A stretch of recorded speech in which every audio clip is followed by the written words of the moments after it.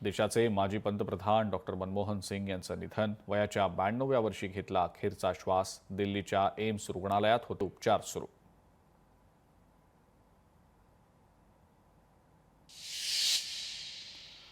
माजी पंतप्रधान डॉक्टर मनमोहन सिंग यांच्या निधनामुळे देशामध्ये 7 दिवसांचा राष्ट्रीय दुखवटा जाहीर. काँग्रेसचे प्रमुख नेते दिल्लीकडे रवाना. काँग्रेसची बेळगावमधली बैठक रद्द. माजी पंतप्रधान डॉक्टर मनमोहन सिंग यांचे संसदीय कामकाजादरम्यानचे व्हिडिओ व्हायरल. सभागृहात विरोधकांवर केलेल्या शेरोशायरीचे व्हिडिओ व्हायरल.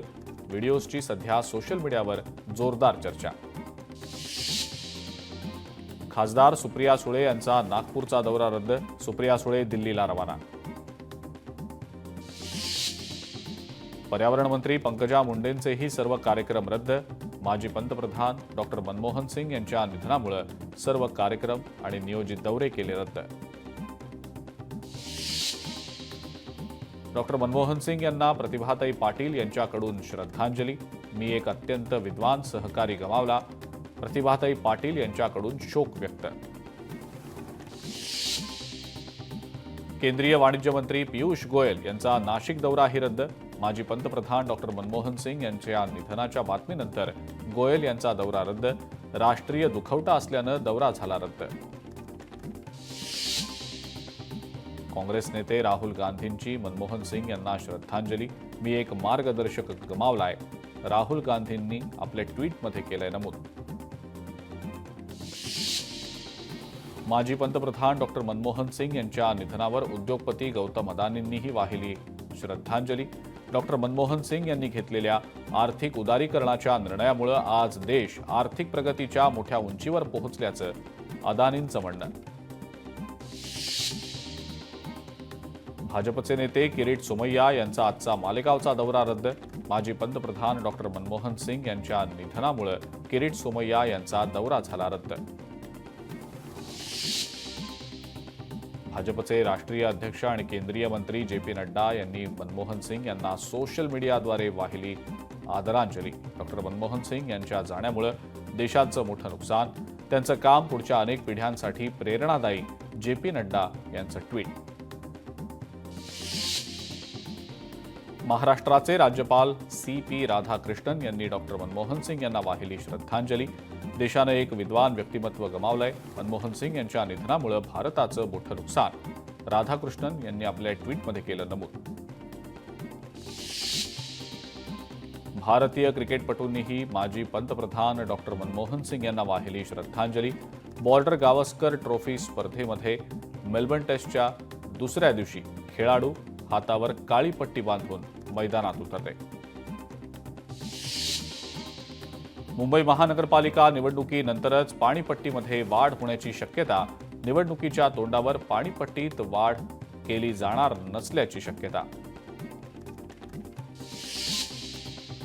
राजधानी दिल्लीमध्ये पावसाची हजेरी. थंडीत काहीसा दिलासा आणि तापमानातही काहीशी वाढ. किमान तापमान 12 अंशांवर पोहोचलं. देशभरातल्या घरांच्या विक्रीमध्ये 4% घट. मात्र मुंबईत घर विक्रीत 1% वाढ. वाल्मिक कराड हा सुरेश धस यांच्याही जवळचा. सरपंच हत्येप्रकरणी धनंजय मुंडेंची प्रतिक्रिया. आरोपी माझ्या जवळचा असला तरी फाशीच व्हावी. मुंडेंचं वक्तव्य. राजगुरुनगरमधली घटना धक्कादायक. या आरोपीला फाशी दिल्याशिवाय आम्ही शांत बसणार नाही. कल्याणमधल्या घटनेवर आमदार चित्रा वाघ यांचं वक्तव्य. उल्हासनगरमध्ये बांगलादेशी तरुणाला अटक. कोणतीही अधिकृत कागदपत्र आढळून न आल्यानं केली अटक. उल्हासनगर गुन्हे शाखेच्या पोलिसांची कारवाई. धारावीमध्ये धारावी मॅरेथॉन स्पर्धेचं आयोजन. एकता सोशल वेलफेअर सोसायटीच्या वतीनं रविवार 29 डिसेंबरला स्पर्धेचं आयोजन. काँग्रेसमध्ये मोठ्या अंतर्गत बदलांचे संकेत. पक्ष पुनर्बांधणीचं काम तत्काळ सुरू करणार. काँग्रेसच्या कार्यकारिणी बैठकीमध्ये निर्णय. खासदार उदयनराजे भोसले आणि सार्वजनिक बांधकाम मंत्री शिवेंद्रराजे भोसले यांच्या हस्ते रचना 2024चं उद्घाटन. उदयनराजेंकडून आपल्या भाषणात शिवेंद्रराजेंचा पालकमंत्री असा उल्लेख.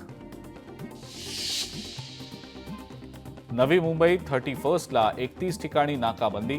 ड्रिंक अँड ड्राईव्ह मोहिमेसह 103 ठिकाणी फिक्स पॉइंट लावले जाणार. कोणताही अनुचित प्रकार घडू नये यासाठी नवी मुंबई पोलिसांचा मोठा बंदोबस्त तैनात. इराणला गेलेला हिंगोलीचा अभियंता गेल्या 20 दिवसांपासून बेपत्ता. योगेश पांचाळ असं बेपत्ता झालेल्या अभियंत्याचं नाव.